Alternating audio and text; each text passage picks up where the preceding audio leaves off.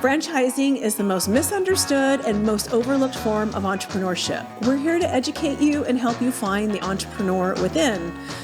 Franchising is not all about the French fries. We find that individuals who are exploring business ownership tend to have a lot of misperceptions and misunderstandings about the franchise industry. So what we want to do is help prospective business owners make confident and educated decisions before moving forward or not moving forward with a business. Welcome to Unpredicted Entrepreneur. Hi, welcome to episode 47 of Unpredicted Entrepreneur. I'm Roxanne Rapske, and this is my colleague, Sara Waskow. We created this podcast to bring you education and information on business ownership and all things franchising. Today, our guest is someone that actually has a lot of synergies with our business, and we thought that she'd be a great guest to have on. Many times, our clients are looking for a job and looking for a business at the same time. She is a rock star resume writer and helps people land jobs with her resume writing. So without further ado, I'm going to introduce NIckquolette Barrett. She has a dual career as well. So she has her own business and she works full time. She is the Get Hired Strategist. She's also a corporate leader with a Fortune 39 organization. Welcome, NIckquolette.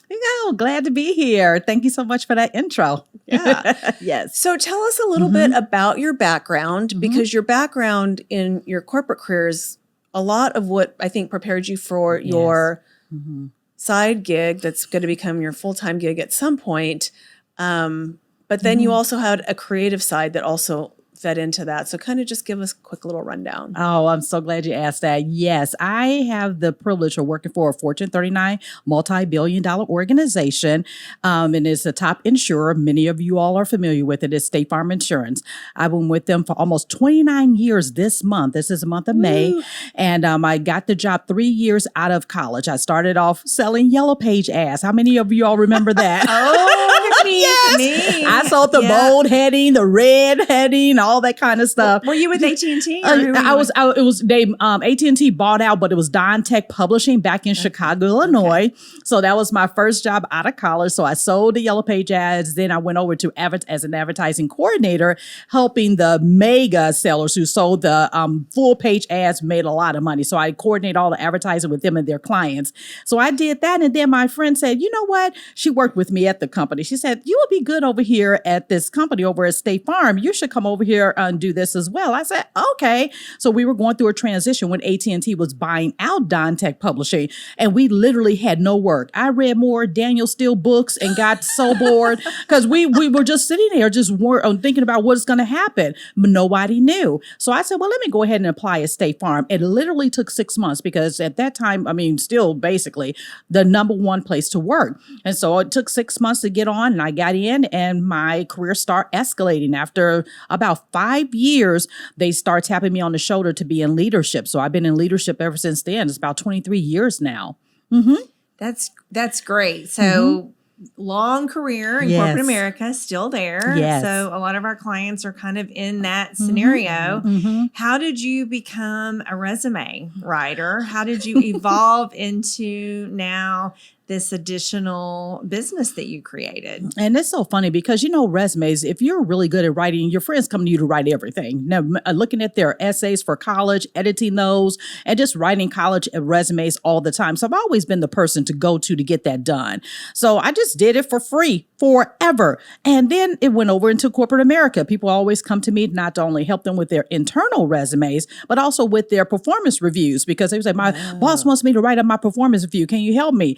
And I would get them these big old raises. Never thought about it. And even get these promotions and everything. Never thought about it, because when you're in corporate America, you're corporate minded. I'm thinking about getting my next promotion, doing all the different development opportunities, doing all these things that they're telling you have to do to get promoted. Not thinking I can make money with my own talent. Like, you think?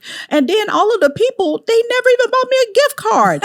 They owe me. They owe me Yes, big. they do. You need to go Yes, all they the way do. back. Yes. I'm like, You I start could be a writing those million. letters. Yeah, I could be a millionaire right now. So, and then it wasn't until our company went through a major change. And so it was more magnified because as a leader, you're responsible for developing your people to go to the next level. That's your responsibility. So part of it became magnified because it was my whole team. I had a team of 11.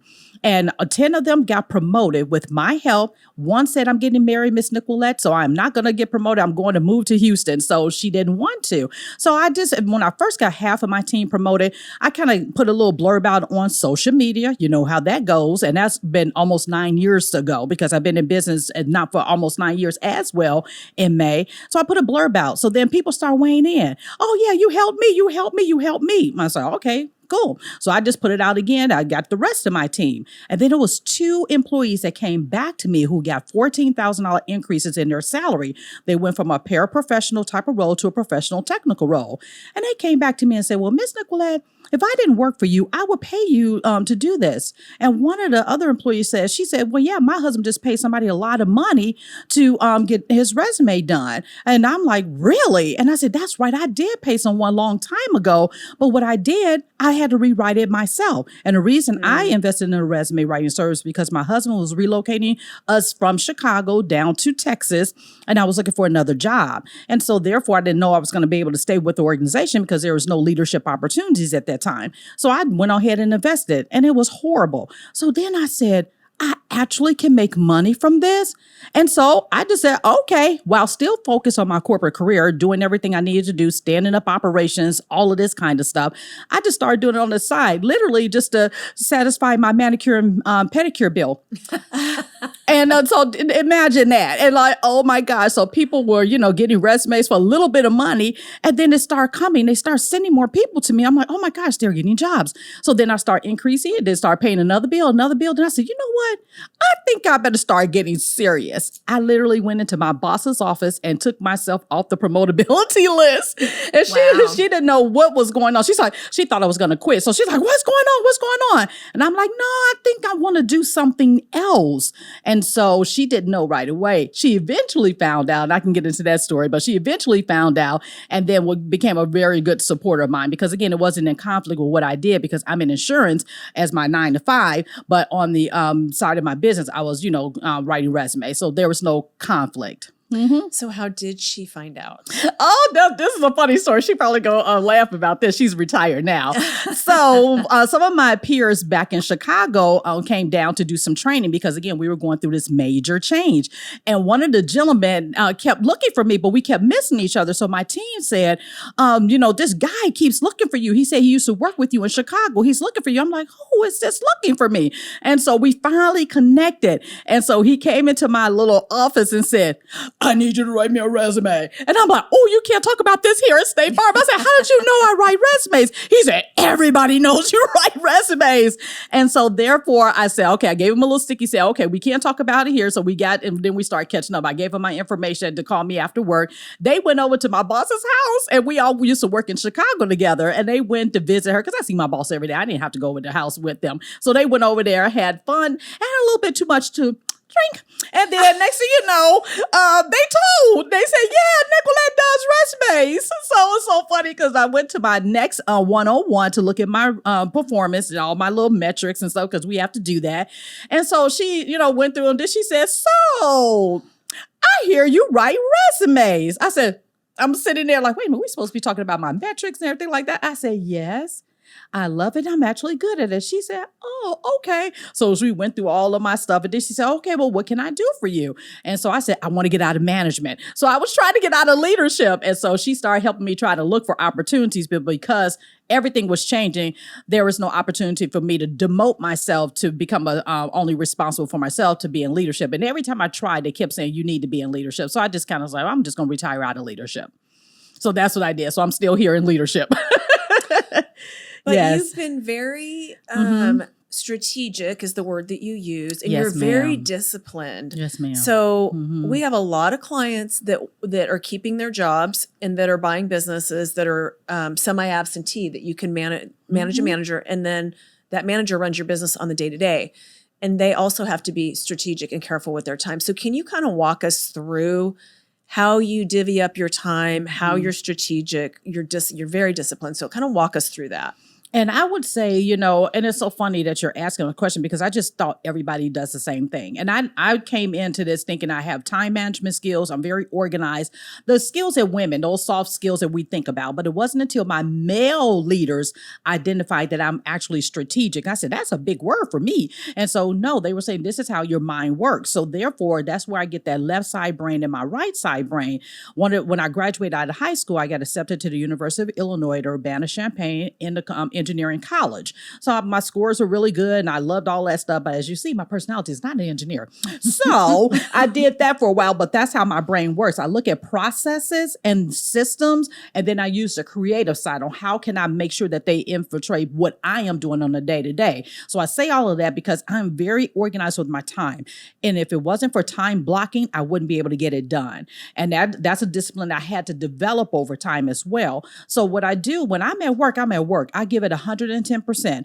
I am a big believer in working the hours that they give me. So I am not big on that taking work home and all that kind of stuff. I sit there and I work. I don't lollygag. I don't do all this talking. I'm a very talkative person. People come talk to me. And so all of this kind of stuff. But I'm really focused when I know I have to get something done. If you were to see my calendar at work, you'll see everything is time blocked. And I have showed people that at work, taught people at work, taught my team how to time block their work.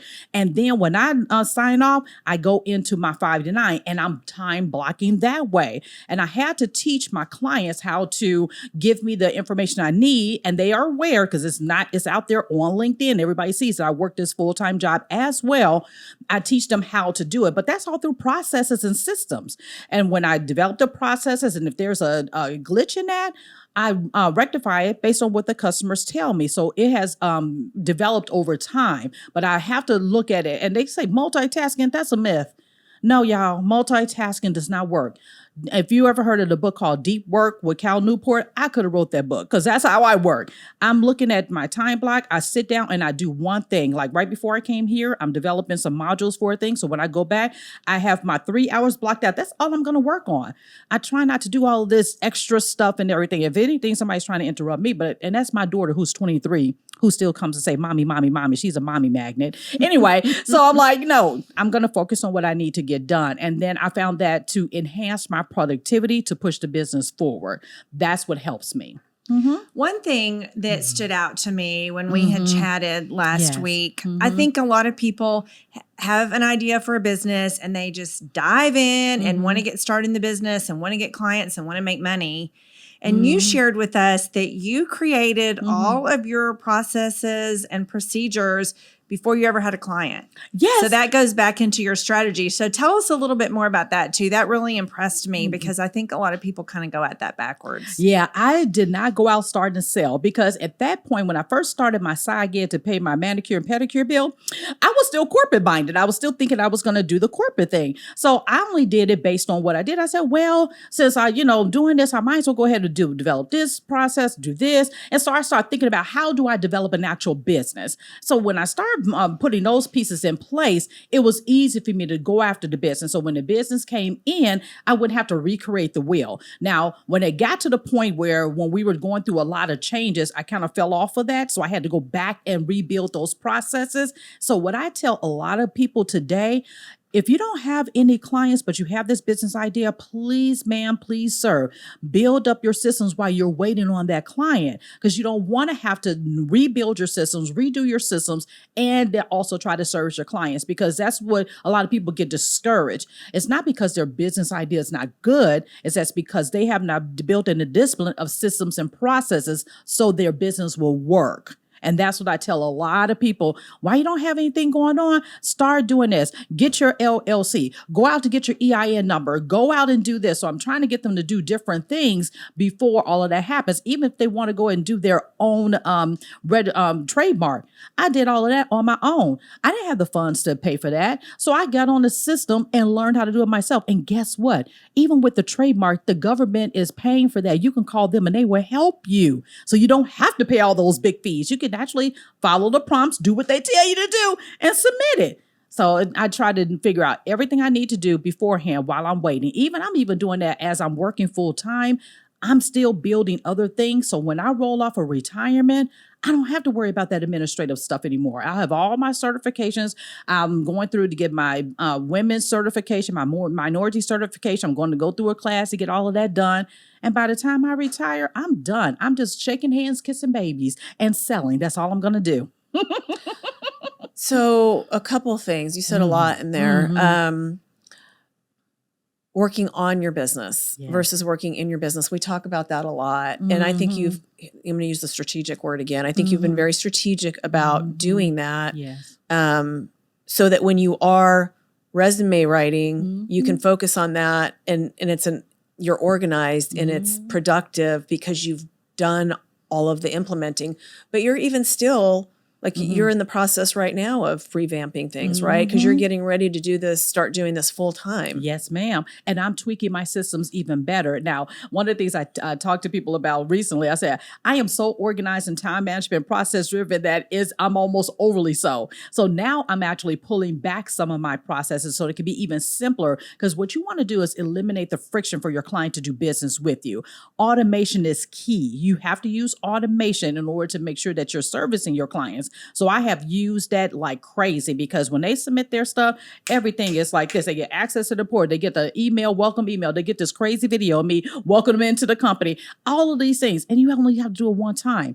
And then it comes in. But now I'm like, okay, well, maybe I can pull back some of these so it's even simpler for them to actually do business with me, because I want it to be simple so it's not breaking down the processes or breaking down any automations. So I'm always looking how to fine tune, but the base is there. If I don't even touch them, they're still going to get service without me even having to touch them. I'm just trying to get it even slicker for me when I roll off, because I do a lot of B2C. I'm now going to be focusing on doing a lot of B2B with my outplacement services, and I won't do that. And I'm strategic in that. I'm not pushing that part of my business because I know I can't handle it. So what I'm doing is building all the processes so that when I'm ready to roll off, I can. And I have I did a big major church with their outplacement when they were going through COVID. They had to lay off a lot of people. And then I just landed a really nice contract for Dallas Theater here. So I just landed that one and I'm working with them. So I could do it sporadically, but I'm not pushing it. And what I'm learning from those clients is my new process. So when I push it, it's done. I mean, the automation thing is so key because that's people's expectations now. And you shared with us that you really are not marketing. And so much of it's referral based. And those referrals are coming because of the quality of work that you've done. Yes, ma'am. They've gotten excellent jobs based on your assistance with their resume. Yes, ma'am. And customer service. Yes. I mean, and that automation makes that part flow so well and meets people's expectations, because customer service is a big concern for people these days. You're hearing lots and lots about poor customer service. I mean, I get grumpy every time I go to the grocery store. You know, they're not staffed, and there's lots of comments with people. You know, I just see it on social media, having to check themselves out of the grocery store and just a lot of things like that. So it really, you stand out by having automated those processes. Do you do all of this yourself? And it's so funny that you asked that question. Initially, I did, but now I have help. And and it's so funny when they tell you early on, you think that you cannot afford help. And I was that person. I'm like, no, I cannot afford help. Not until I invested in health, I said, how did I not do this sooner? So you need help. Now, as a CEO mindset, what I think of, okay, this is what needs to be done. Who can I get to do it? I don't think about me at all. I think about who can I do it. So now I'm looking at specialists who can do different things, because people say, well, I'm going to get a virtual assistant, but what are you going to have that virtual assistant to do? Now I've done that too. I had a virtual assistant, was paying her, and then she would get mad at me because I would keep taking the work back from her because I didn't know how to use her. She said, you're paying me, but you're not giving me the work. I'm like, okay. So I had to stumble through that. What can I release and stop doing it myself and trusting them? But then also I found that one virtual assistant can't do everything. So now I have what I call he's a director of operations. a high executive assistant. But anyway, he's my director of operations. So he's focused on the operations side. Then I have someone who's my general VA who manages my email. Then I have a VA who does all my graphics. Like I'm working on a PowerPoint. She did all the basics of the PowerPoint. So all I'm doing is adding additional content in there. So I am hiring to the actual specialty and not just saying a general VA. And then I have to do all this training. Oh, that's another thing, y'all. That's another strategy. I don't have no time to all this training. So I find somebody who already knows how to do it. Because before I would have to train my VA, figure out how to do all of this stuff, and then try to train her. No, you find somebody who's already a specialist in that area and you hire them. Even if it costs you a couple of dollars more, it's worth your time. So that's what I learned all of this. When I talk to people about business, I didn't just automatically wake up and know how to do this.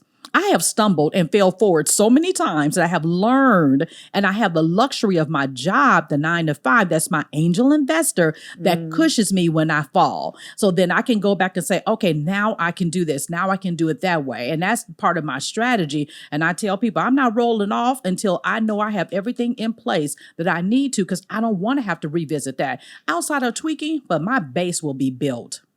I just love what you said about your employer is your angel investor, allowing you to build your other business, and you don't take time away from your employer. Nope. You give them their full 40 plus hours a week. And I know you refer to them as your 9-to-5, and then your own business is your 5-to-9. Yes. So I am so impressed with how you have been able to manage and grow your business. You have very high energy and very, strong commitment to both businesses, which is super impressive.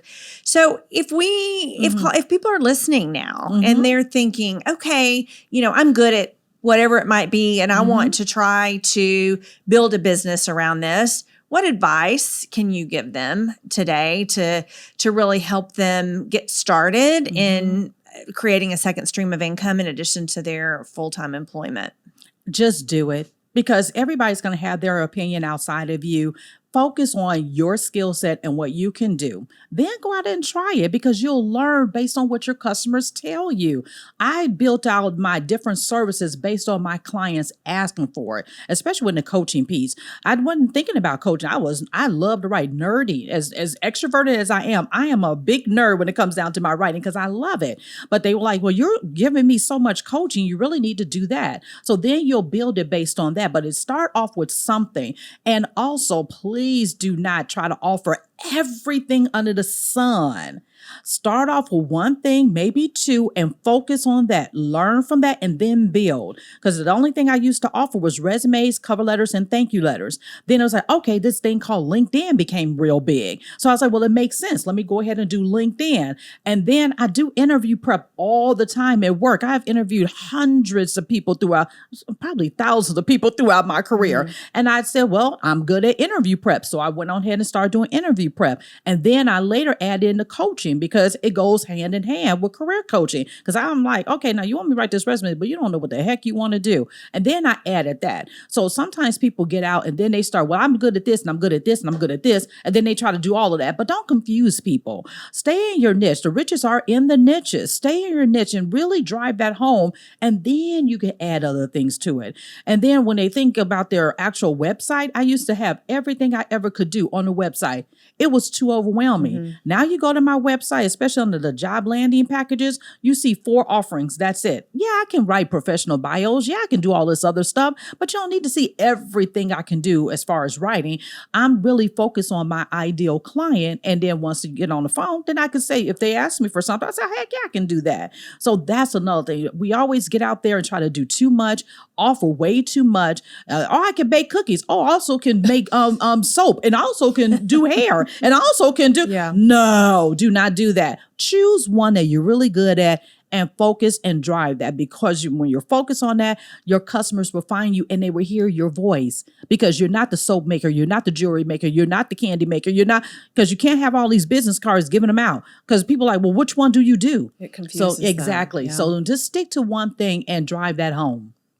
So I do want to touch on your success rate before we sign off, because I think that's important. Yes. You have and not only do you write, like if I came to you the first time, you don't just write my first resume.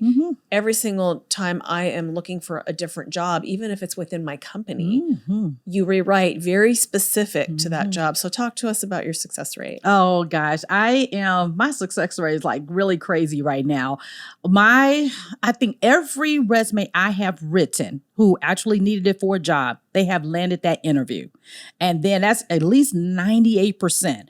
And then those who actually took my interview prep and actually did the coaching with me, I have like an 80 to 85% success rate of that. You can't control how somebody, you know, because if you're the same person, like if they get two of me in a room, they probably say, we don't need two of you, Nickquolette. You're too high energy. We need somebody a little bit lower energy to balance out. So sometimes it depends on the actual fit. But they go through my interview prep and then they land that job. And that's what keeps my pipeline full. I don't advertise. I don't do anything outside this free social media stuff that also another person is doing for me. All that stuff y'all see, I do not do. That's another thing. We don't know what you're talking about. I gave them my calendar, say, here, this is what I want to do. And so therefore, I do it from that perspective. And so when I do it, they send other people to me. So my success rate is absolutely crazy right now. But I do high touch customer service. I make sure that they know what they need. And I'm very targeted. I don't write general resumes. If you come to me and ask me for a general resume or even a general LinkedIn, I have businesses who hire me to write their LinkedIn profiles. No, you got to tell me, what exactly do you want to do? And I get even people who have dual careers say, you know what, do I do it with my career? Do I do it with my business? Well, what are you promoting? And if it's not in conflict with your company, then we can focus on your business because that's what you want to build. So it's all about very targeted and very focused. And that's how I am in my business because I know the success it can have. So that when people say focus and deep work and productivity and time blocking, it works. I have proven it. It works. So that's what I do with their resumes. And even with the iRefresh program, once they make the big investment in me, because some people get sticker shock, I said, that's just the initial investment. You can always come back for updates. And that update is a third, fourth, probably a fourth of the price. I just got one in yesterday just to update the actual additional jobs that she had, just to refresh it for her, to make sure that it's still the document that she wants to use. And I tell all my clients, once I write that document for you, you better not touch my document. You better come right back. And so the incentive is an iRefresh program where they come back and they only pay a small rate. So my clients keep coming back. I have one client right now, I think he's on his 5th iteration because he keeps getting promotions, keep getting jobs. And he's like, nobody touches my resume but you. And then I have my really good friend from college who actually did pay me. I didn't do hers for free, but she actually did pay me, Dr. Celeste McGill. So she said, no, I have a resume writer. I don't touch any of my stuff. So I do a CV resume writer for her because she's a professor at a college in Chicago. And people are asking her, you have a resume writer? She said, yeah, I don't do none of that. And I got her the promotions that she wanted. So it's about, how do you serve your customer? How do you want to serve your customer? And that's just another perfect example of how you figured out customer retention, repeat business. Yes, ma'am. So we are so grateful for your time today. You are so inspirational. You've been a wealth of knowledge, and it has just been an absolute pleasure to visit with you today. Thank you so much for coming. If somebody wanted help with their resume, how do they find you, Nickquolette? My favorite place, iRockResumes.com. And that's with an S. People sometimes leave out the S. iRockResumes.com. Perfect. Thank you to our listeners today for joining us. Again, I am Sara Waskow. It's Waskow. This is my colleague, Roxanne Rapske, Rapske. Please follow us on LinkedIn. Please reach out. We're happy to connect. We're very active on LinkedIn, and hopefully we can be of service to you with any questions that you might have regarding business ownership. You can please follow us on our YouTube channel, FranNet of Dallas, Fort Worth, and Oklahoma. And you can also download podcast wherever you might get your podcasts. So thank you for joining us today on Unpredicted Entrepreneur, and have a great day. Thank you.